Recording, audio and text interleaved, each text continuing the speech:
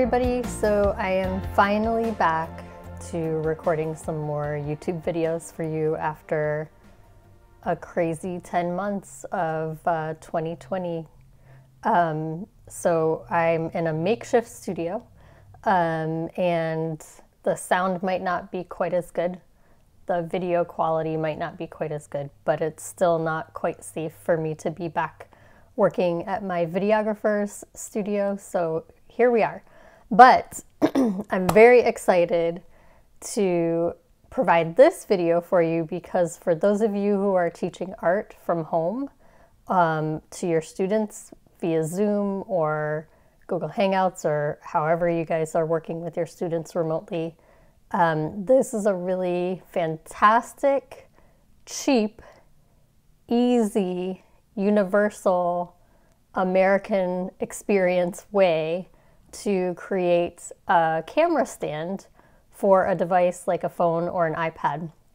So one of my students actually, who's 7, Kaylee, she came up with this when we were trying to figure out a way that she could show me her drawing, because part of what's happening when I'm working with students remotely is that they're seeing my camera because I have 2 cameras set up, but I'm not seeing their camera. Usually I'm just seeing their face, or I'm sorry, I'm not seeing their artwork. I'm seeing their face, but not their artwork also. And so what my students wind up doing is they wind up holding the drawing or painting or whatever we're working on up to the camera, and you can see that, like, it's hard.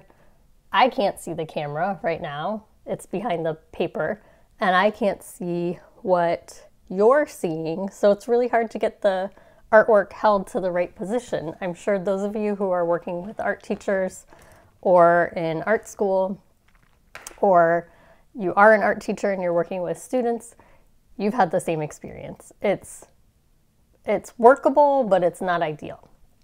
So the alternative is usually finding an expensive stand, which I'm going to link another video to that option that I've set up for myself. In case you do have the extra funds to buy something, I'll show you what I've bought and how I'm making that work with my students as well in that next video. But the way that we can do this now without very much expense is to use Legos. Yep, Legos. So Kaylee came up with this stand, and then I kind of developed my own borrowing Legos from another student. And I'm going to show you how to quick make a stand out of your own Legos, because it just makes life so much easier. So let's look down at the table and I'll show you what I've built.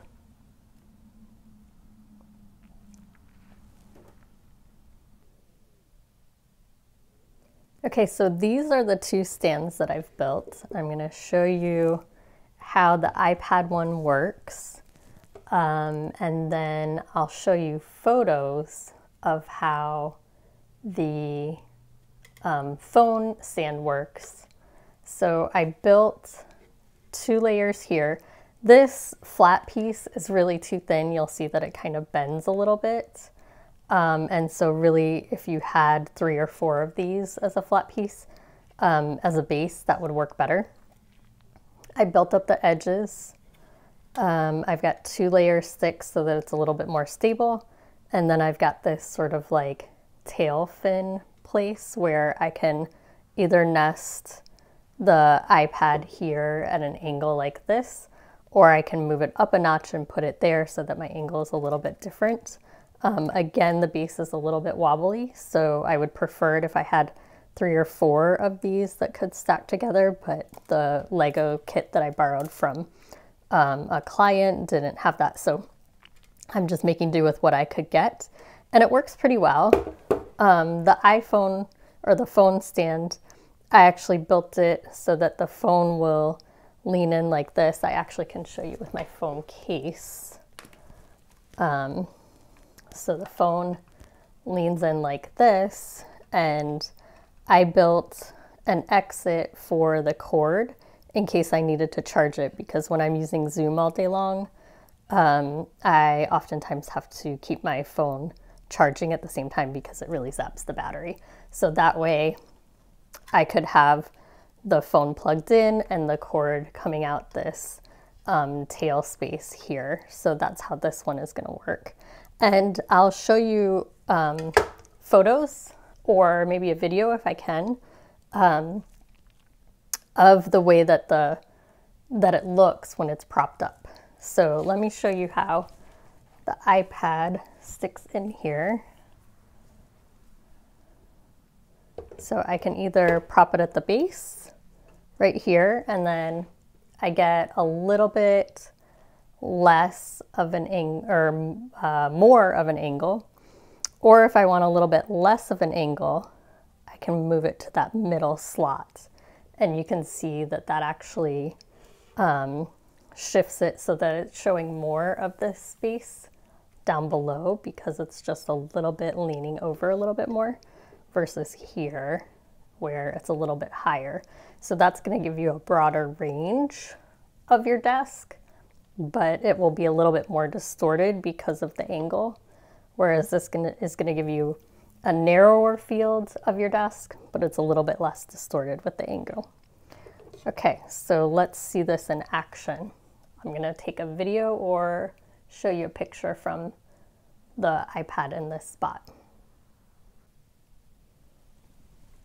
So here is a shot taken from the phone using the stand that I made out of Legos, and you can see there's some distortion on the tree. You know, it's like taller and leaner when it's shot from a parallel angle with the camera. And then when I lie it down, it looks shorter and wider because of the foreshortening and perspective, but it still can give you a really great way to paint and draw with your students. You can swing it around so that it is poised in a position where the student can be looking at it head on, so they aren't having to look at it from any kind of a side angle, and then you can work as you share the screen. So we're also going to I'm going to show you some photos of the stands in use and the other photos that I took from the stand using the iPad. So that's coming up next, and then you'll get a sense of how to use this.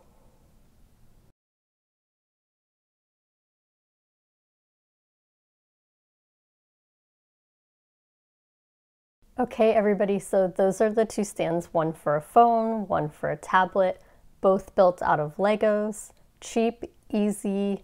All of your kids are gonna have that if they're under the age of 10 usually. If they aren't under the age of 10, maybe their brothers or sisters are, or they have a neighbor that they could borrow the Lego from so that they don't have to invest anything. And please share this with every art teacher you know, because this has been a lifesaver for me. And I want to make sure that you guys have this as a tool because we're all still dealing with COVID shutdown and many of us are not back in school. And this is one way that we can make the winter, spring semester significantly better for all artists, art teachers, and art students. So share away, please post this anywhere on your social media that you can because I think it'll be really a helpful tool for everybody. Thanks so much for watching. I hope you guys like, subscribe, share, and make sure you comment below so I can answer any questions for you. And I'll see you guys in the next video.